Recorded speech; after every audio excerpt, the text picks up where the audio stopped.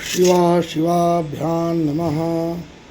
कल जो हमने दो प्रश्न भेजे थे, आज मैं उनका समाधान कर रहा हूँ। पहला समाधान ये है कि पूरा अष्टम अध्याय का पाठ कर लीजिए, अध्ययन कर लीजिए।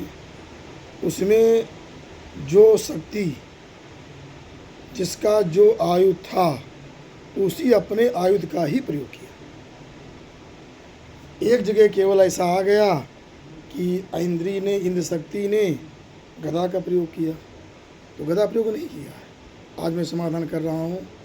तो पहले मैं अष्टम अध्याय का जो 42वां अध्याय है, अष्टम अध्याय का जो 42वां श्लोक है, उसमें कहा गया है कि युधे सा गदा पाणी रिंद्र शक्त्या महासुरः ततश्चैन्द्री सुवज्रेण रक्त बीज मताड़यत।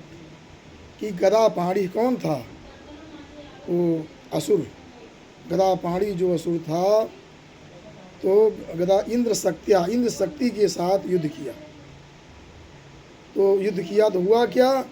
ऐन्द्री सुवज्रेण, इंद्र की शक्ति ऐन्द्री ने अपने वज्र के द्वारा रक्त बीजम अताड़यत,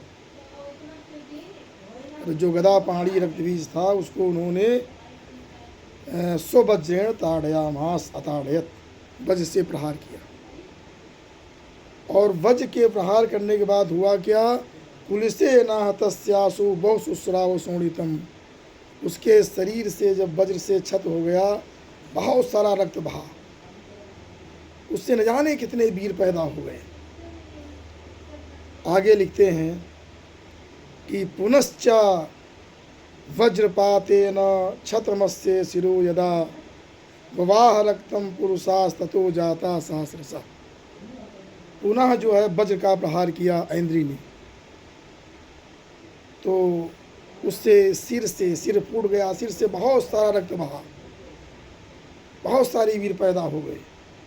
यहाँ देखिए सब जगह अपने वज्र का ही प्रयोग कर रहे हैं। और आया ऐन्द्री कुलिशपातेन शतशो दैत्य दानवा पेतुर्विदारिता पृथिव्याम विद्रोग प्रवर्षिणा।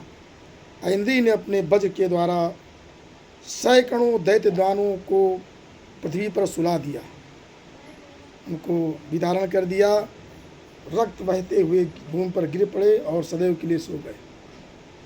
ये सब ऐन्द्री के विषय में बताया गया है। जब यहाँ वैष्णवी का प्रकरण आता है कि वैष्णवी समरे चैनम चक्रेणाभिजगानः गदया ताड़यामास ऐन्द्री तम सुरेश्वरम।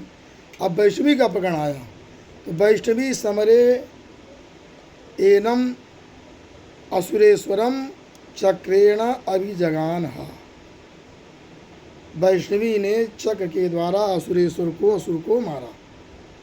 इसका अर्थ ये होगा कि गदया चाताड़यामास, ऐन्द्री मतलब वो जो है विष्णु की जो शक्ति वैष्णवी ने ही गदा से भी मारा, गदया चाताड़यामास, ये अर्थ का होगा।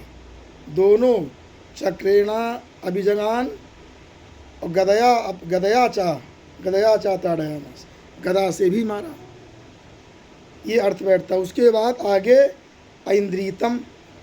अब यहाँ ऐन्द्रीतम का अर्थ ये होता है इंद्रस्यम ऐन्द्री, ऐन्द्री माने पूर्व दिशा, और ऐन्द्रियाम इतम ऐन्द्रीतम, जो भाग करके पूर्व दिशा में चला गया वसु, रक्त बीज वहाँ चला गया। ऐन्द्रीतम, ऐन्द्रियाम इतम गतम ऐन्द्रीतम, तम इधर जोड़ लो। ऐन्द्रीतम जो पूर्व दिशा में भाग कर चला गया, उसको, उस असुरेश्वर को वैष्णवी ने युद्ध में समरे एनम असुरेश्वरम चक्रेणाभिजगान गदया चा ताड़यामास, ये इसका अर्थ होता है।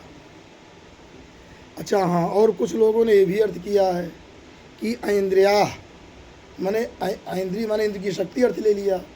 ऐन्द्रिया इंद्र शक्त्या इतम, जो इंद्र शक्ति से दूर भाग गया, दूर चला गया, दूर भाग गया, तो वैष्णवी ने गदा से उसे मारा। चाहे जो अर्थ करिए, लेकिन यहाँ पर यही शुद्ध अर्थ है। लेकिन गीता प्रेस वाले भी हिंदी में अर्थ लिख दिए।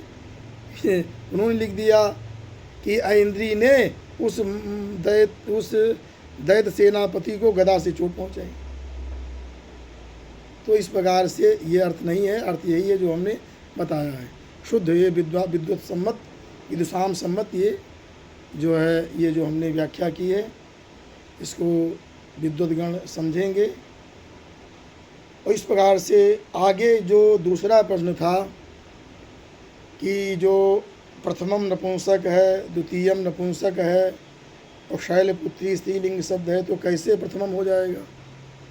तो इसका समाधान जो हमने प्रश्न किया था, एक जो आचार्य हैं पंडित जो इंद्रासन जो हैं आचार्य प्रवर, उन्होंने भी कहा कि ये नाम का विशेषण है। एक हर्षवर्धन उन्होंने भी कहा है नाम का विशेषण है। तो ये सही नाम का विशेषण है, क्योंकि कहा गया है कि उक्तान एतानि नामानि, ये नाम कहे गए हैं। तो नाम आगे शब्द प्रयोग किया गया है, इसलिए यहाँ नाम का विशेषण प्रथमम द्वितीयम तृतीयम माना जाएगा कि शैलपुत्रीति प्रथमम नाम, ये अर्थ होगा। ब्रह्मचारिणीत द्वितीयम नाम, इस प्रकार से ये करना पड़ेगा। लेकिन अगर कहीं नाम आदि का कोई चर्चा नहीं, जैसे एक प्रयोग आया है कि दृढ़म दृढ़ा वा भक्ति, दृढ़म दृढ़ा वा भक्ति।